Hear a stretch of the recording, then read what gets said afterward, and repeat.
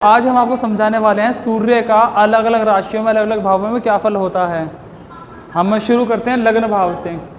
यदि सूर्य लग्न भाव में बैठा हो तो ऐसा जातक जो होता है सुंदर होता है, अच्छी कदकाठी वाला होता है और इसी जैसा उसकी बुद्धि बहुत ज़्यादा तेज़ होती है और शरीर से वो बली होता है।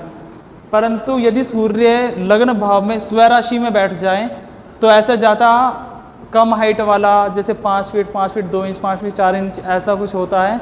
और यदि सिंह लग्न वाला जातक होगा वो, तो उसका पेट ज़्यादा बाहर नहीं, मतलब वो मोटा मिलेगा आपको। ये इसका फल होता है। इसके बाद हम क्लॉकवाइज चलते हैं। जब सूर्य द्वादश भाव में हो तो ऐसे जातक की अपने पिता से नहीं बनेगी, उसके पिता और उसके ना संबंध में अनबन बार बार होती रहेगी, या पिता के स्वास्थ्य के प्रति कोई ऐसी समस्या या विकार समय समय पे आते रहेंगे। खासकर हम विचार करें, चूंकि शनि सूर्य पुत्र हैं तो पैरों में ज़्यादा समस्या रह सकती है उसके पिता के। यदि सूर्य एकादश भाव में हो तो सूर्य का फल यह होता है कि वो जातक जो है अपनी बुद्धि के दम पे कमाता है। पर यदि जो है एकादश भाव में, जिसे हम आय का भाव, प्रॉफिट का भाव हम बोलते हैं, यदि सूर्य इसमें मंगल की राशि में बैठा हो जो कि मेष और वृश्चिक है, इसमें जातक जो होगा 2 नंबर से ज़्यादा पैसा कमाएगा कंपेयर टू 1 नंबर के। कहने को कह सकते घूस भी खा सकता है वो।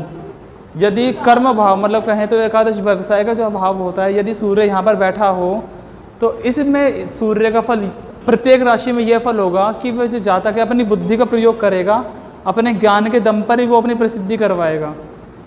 नवम भाव में यदि सूर्य बैठा होगा तो ऐसा जो जातक होगा, इसमें हर राशि का अलग अलग फल है। जैसे यदि सूर्य मंगल की राशि में होगा तो जो जातक है वो पुलिस में, आर्मी में, ऐसी कार्यस्थलों में जाने की कोशिश करेगा और चला भी जाएगा।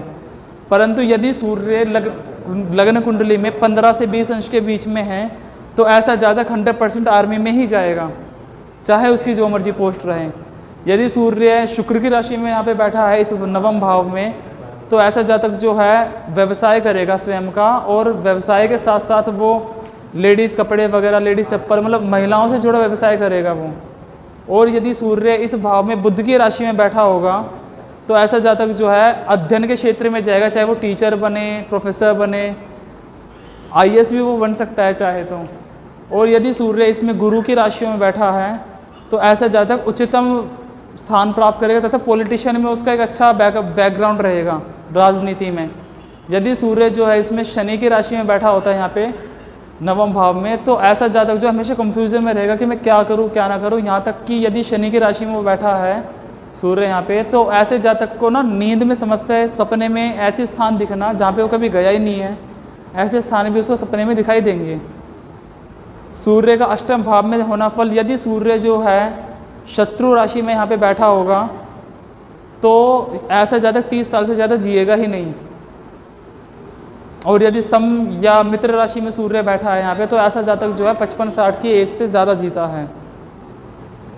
यदि सूर्य सप्तम भाव में बैठा हो तो ऐसे जातक की कुंडली में लव मैरिज के योग ज़्यादा रहते हैं तथा विदेश यात्रा का भी योग रहता है, उसको विदेश घूमने का भी मौका मिलता है। और विदेश यात्रा का भाव यदि सूर्य यहाँ पे बैठा हो तब भी हम देख सकते हैं। छठे भाव में यदि सूर्य बैठा हो, जिसे हम शत्रु का भाव बोलते हैं, यदि ऐसे स्थान पर सूर्य बैठा हो किसी भी राशि में, तो ऐसा जातक का शत्रु कुछ नहीं बिगाड़ सकते। इसका बुरा सोचने वाले काफ़ी मिलेंगे, शत्रु काफ़ी होंगे, पर इसके शत्रु इसका कुछ बिगाड़ नहीं सकते हैं।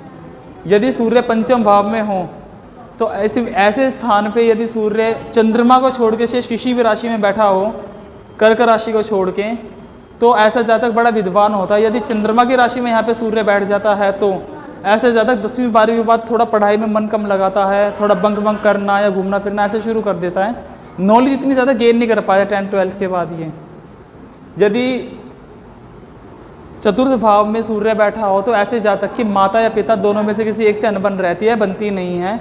उसके साथ साथ इसको घर में जिससे इसकी बनती है, माता या पिता दोनों में एक से, उससे ही इसको धन की तथा सभी सुविधाओं की प्राप्ति होती है।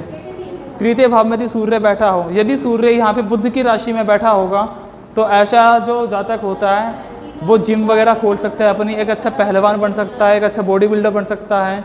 जितने भी बॉडी बिल्डर होते हैं इनके तीसरे भाव में सूर्य बुध की राशि में बैठा होता है या फिर बुध की दृष्टि यहाँ पे होती है, तब वो ऐसा कर पाते हैं, अच्छा शरीर गेन कर पाते हैं। सिर्फ सप्लीमेंट वगैरह से काम नहीं चलता है उनका। तो इसलिए ये बाकी शेष राशि में यदि यहाँ पे सूर्य बैठा होगा तो उसका फल भिन्न भिन्न होता है, उसके लिए आप हमें कमेंट करके पूछ सकते हो। यदि दूसरे भाव में सूर्य बैठा हो, जैसे हम कुटुंब भाव बोलते हैं, यदि सूर्य यहाँ पे मित्र राशि में बैठा होगा तो ऐसे जातक को उसके परिवार वालों से सहायता ज़्यादा मिलेगी। और साथ ही साथ एक इसको घर परिवार में माता पिता से अतिरिक्त चाचा ताऊओं से भी ज़्यादा एक स्नेह मिलता है। यदि शत्रु राशि में यहाँ पे सूर्य बैठ जाए तो ऐसा ज़्यादा घर से बाहर ही रहेगा, अकेला ही रहेगा। ठीक है। यदि